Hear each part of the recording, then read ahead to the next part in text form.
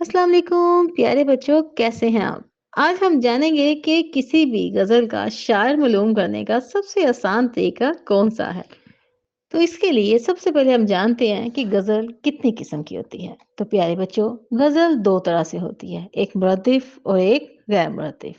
یہ چیز اپنے نام سے ہی ظاہر ہے، یعنی مرادف ایسی غزل کو کہا جاتا ہے جس میں ردیف موجود ہو، اور غیر مرادف جس میں ردیف موجود نہ ہو۔ یہاں پر یہ بات کلیئر کرتی چلوں کہ اگر غزل میں ردیف نہیں ہے تو وہاں کیا ہوگا؟ وہاں قافیہ ہوگا، یعنی ایسی غزل کو قافیے سے ہی کمپلیٹ کر لیا جائے گا۔ یہ بات محققین ثابت کرتے ہیں کہ غزل کے لیے دو چیزوں کا ہونا ضروری ہے، یعنی ردیف اور قافیہ۔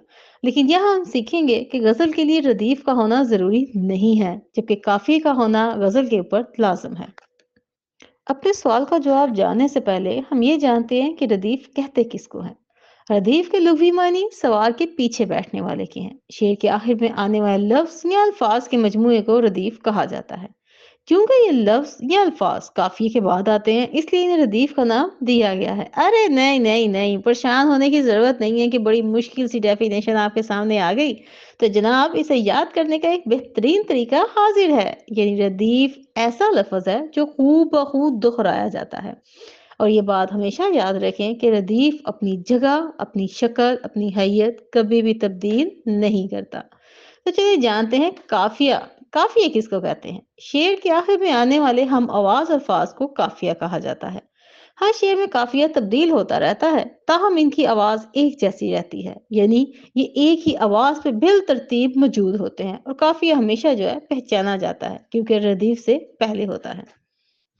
بڑھتے ہیں اپنے سوال کی طرف کہ کسی بھی غزل کا شعر معلوم کرنے کا طریقہ کون سا ہے۔ تو اس سے پہلے اگر آپ میرے چینل پر نئے ہیں تو چینل کو لائک کر دیں، سبسکرائب کر دیں اور اپنے دوستوں کے ساتھ اس کو شیئر کر دیں۔ دیکھیں جس کو سکرین پہ آپ کو ایک بند نظر آ رہا ہے، کہتا ہے گل کو ہوتا صبا قرار، اے کاش رہتی ایک آدھ دن بہار، اے کاش جان آخر تو جانے والی تھی، اس پہ کی ہوتی میں نثار، اے کاش۔ تو یہاں اس بند کو پڑھنے کے فوراً بعد آپ کو احساس ہو گیا ہوگا کہ پہلا جو ہے وہ غزل کا مطلع ہے۔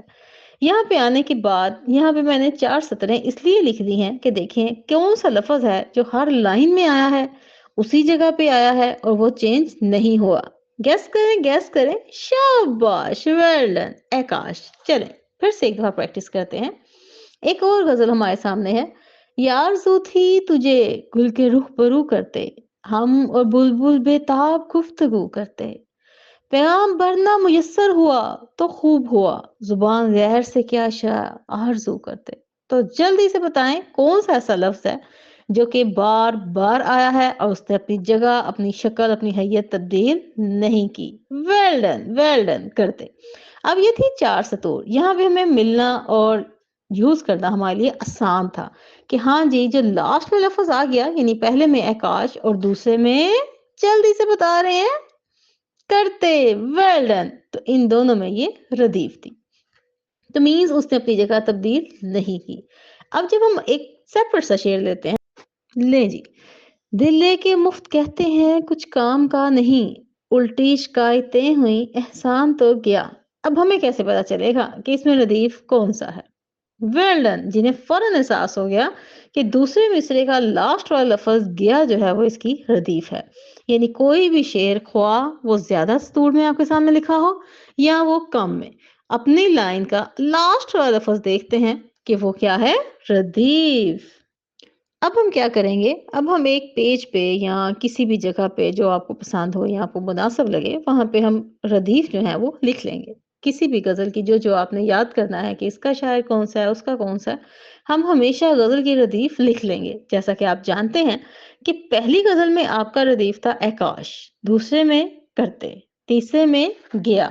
تو ہم یوں اس طرح تحریر کرتے ہوئے پھر ان کے آگے ان کے شاعر کے نام لکھ لیں گے۔ جیسے کہ پہلی غزل جو ہے وہ میر تقی میر کی ہے، کرتے خواجہ حیدر علی آتش کی ہے، اور گیا مرزا خان داغ کی ہے۔ تو यहाँ पे प्यारे बच्चों, आपने क्या सीखा कि कोई भी इम्तिहान देते वक्त आपसे ये बात पूछी जाती है कि बताएं इस गजल का शायर कौन सा है। तो आप कैसे याद रखेंगे? पूरी पूरी गजल को रट्टा मारना आसान तो नहीं है ना। तो आप क्या चीज ज़हन में रखेंगे? रदीफ। Well done. सिर्फ रदीफ को ज़हन में रखेंगे। जो ही रदीफ जिस शेर के एंड पे नजर आ गई और आपके लिए बात आसान हो गई कि इसका शायर यही था। और इस तरह करके हम अपनी बेहतरीन मरूज़ी भी तैयार कर सकते हैं और अपनी तशरीह भी तैयार कर सकते हैं। अब हमें नंबर लेने से दुनिया की कोई ताकत नहीं रोक सकती। तो बताएं आज की वीडियो आपको कैसी लगी? अगर अच्छी लगी तो लाइक ज़रूर कीजिएगा। अपना बहुत सा ख्याल रखिएगा। अल्लाह हाफ़िज़। अल्लाह निगहबान।